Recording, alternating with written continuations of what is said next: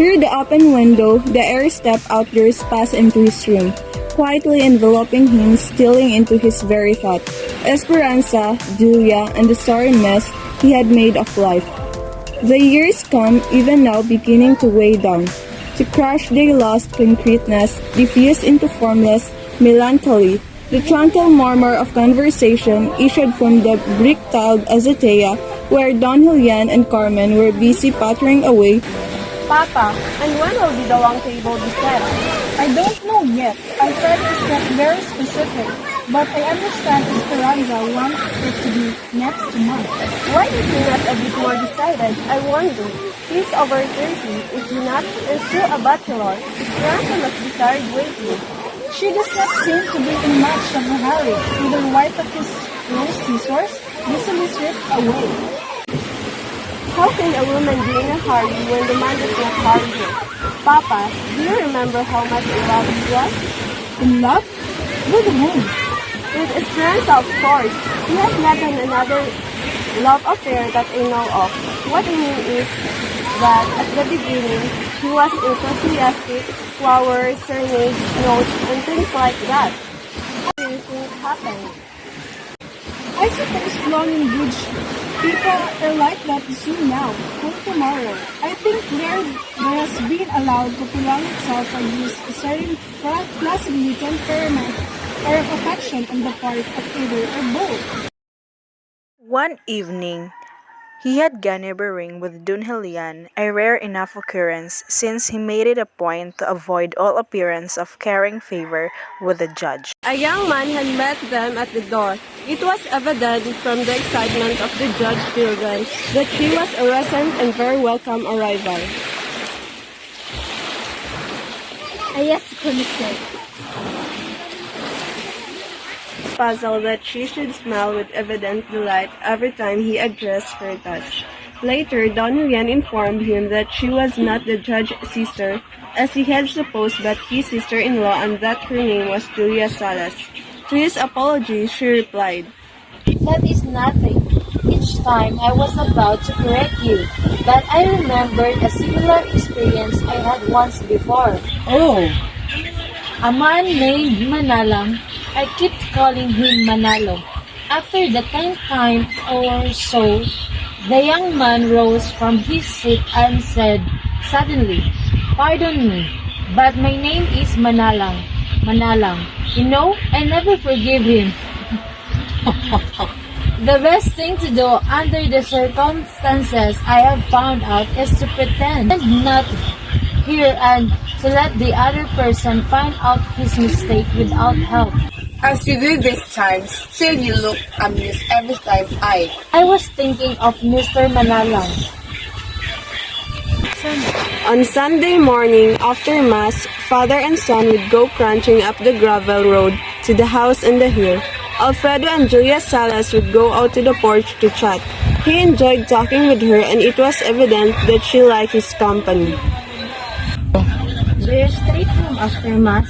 I went home to work. Sometimes I will go with Papa to Judge Del Balls.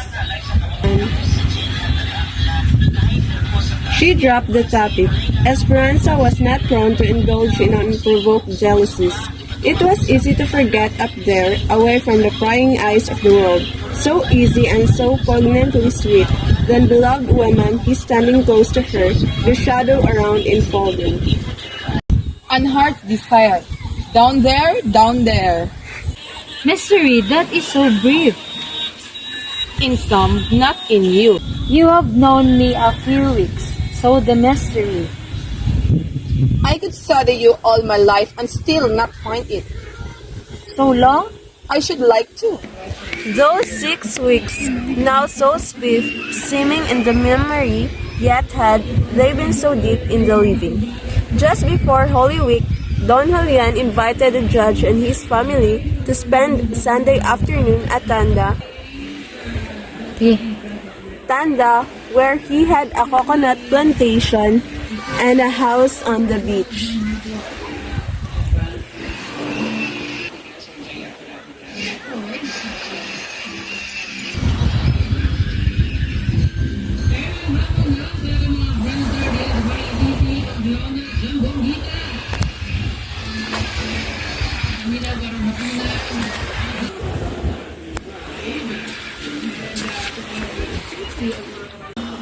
I hope you are enjoying this. Very much. It looks like home to me, except that we do not have such a lovely beach. The afternoon has seemed very short, hasn't it? Then, I think this is the last time we can visit. The last? Why? Oh, you will be too busy perhaps. Do I seem especially industrious to you? If you are, you never look it, not preparing or breathless, as a busy man ought to be. But Unhurried to unhurried, uncalm. I wish that were true. A man is happier if he is, as you say, calm and placid. Like a carabao in a mud pool. Who? Oh no. Who? I? Oh no. You said I'm calm and placid. Oh, Who? I? oh no. You said I'm calm and placid. That is what I think.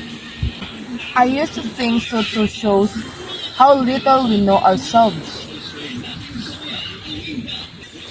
I should like to see your hometown. There is nothing to see little crook streets, bonnet roofs with ferns growing on them and sometimes squashes. Nothing? There is you. Oh me? But I am here. I will go, of course, until you are there. Will you come? You will find it dull. There isn't even one American there. Well, Americans are rather essential to my entertainment. We live on Cali Luz, a little street with trees. Could I find that? If you don't ask for Miss Vilval. I'll inquire about What? the house of the protest girl in the town. There is where you will lose your way. Now, that is not quite sincere. It is. I thought you, at least, would not say much things. Pretty a foolish word. But there is more. The enforcing it, maybe something is wrong. When it pleases the eye, it is more than the limb. If it saddens, Exactly. it must be ugly. Always. No, of course, you are right. Why did you say this is the last time? I am going home. Why? Tomorrow, I received a letter from father and mother yesterday. They want me to spend Holy Week at home. That is why I said this is the last fire. Can't I come to say goodbye? Oh, you don't need to. No, but I want to. There is no time. Home seems so far from here.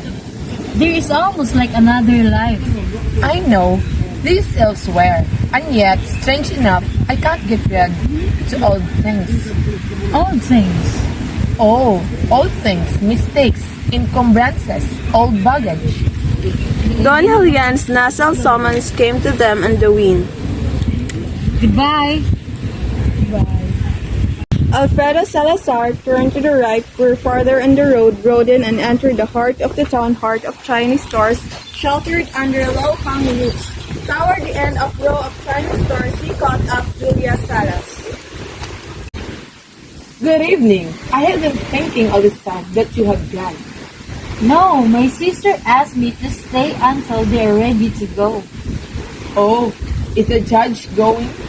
Yes, Mr. Salazar, I wish to congratulate you. For what?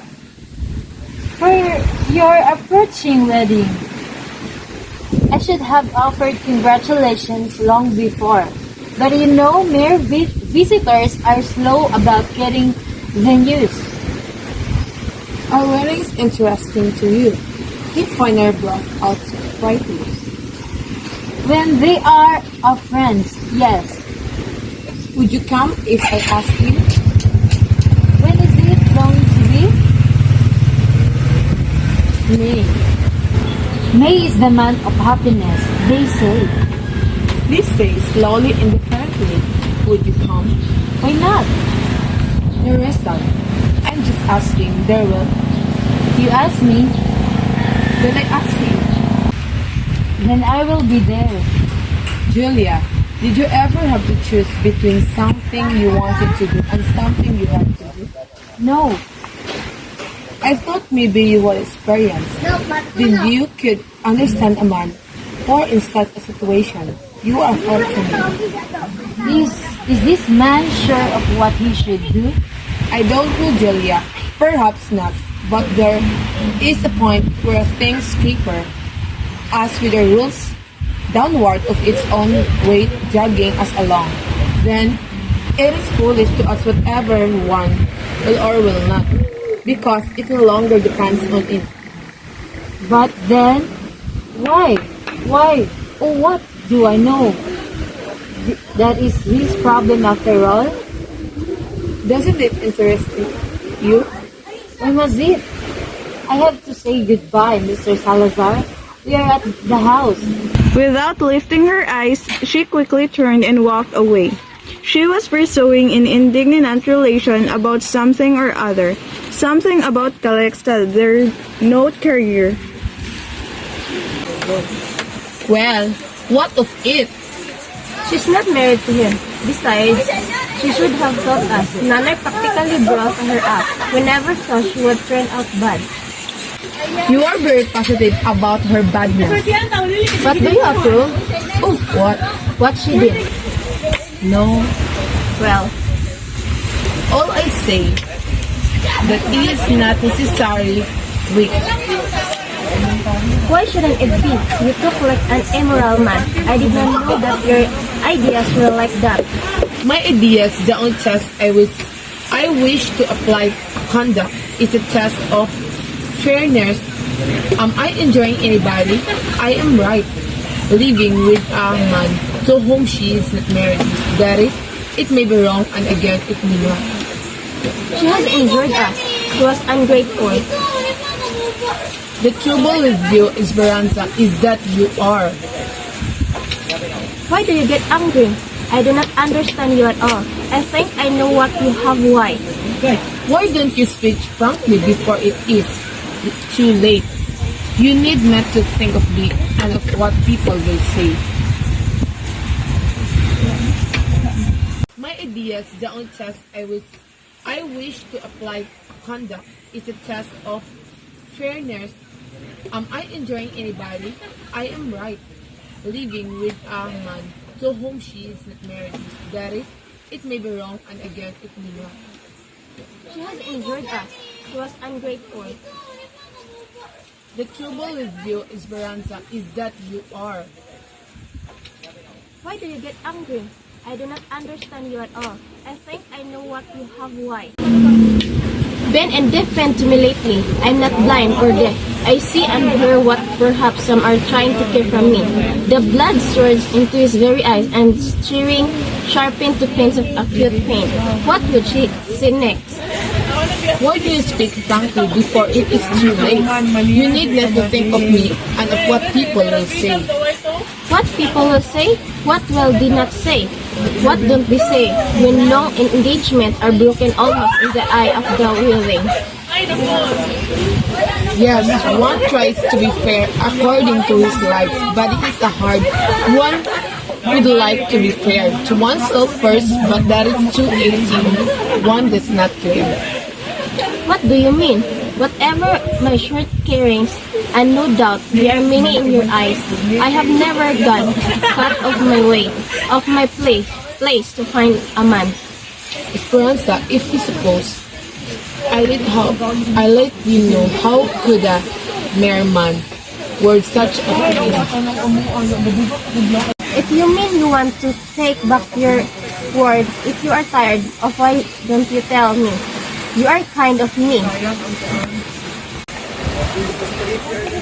As Alfredo Salazar hurried against the boat rail to watch the evening setting over the lake, he wondered if Esperanza would attribute any significance to this trip of his. He was not unhappy in his marriage. He felt no rebellion. The vessel approached the landing quietly, trailing a wake of long golden ripples on the dark water.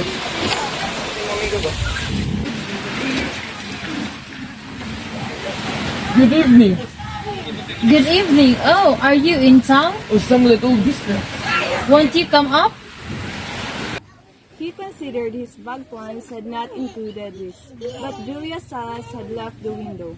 The young moon had set, and from the unwitting cot he could see one half of a star-studded sky. So that was all over. So all these years since when we had been seeing the light of dead stars, long extinguished yet seemingly still in their appointed places in the heavens. An immense sadness as of loss invaded his spirit, a vast homesickness for some impalpable refuge of the heart far away, where faded gardens bloom again and where live an unchanging freshness the dim dead loves of vanished youth. That's all for our video presentation about the Dead Star story. Thanks for watching.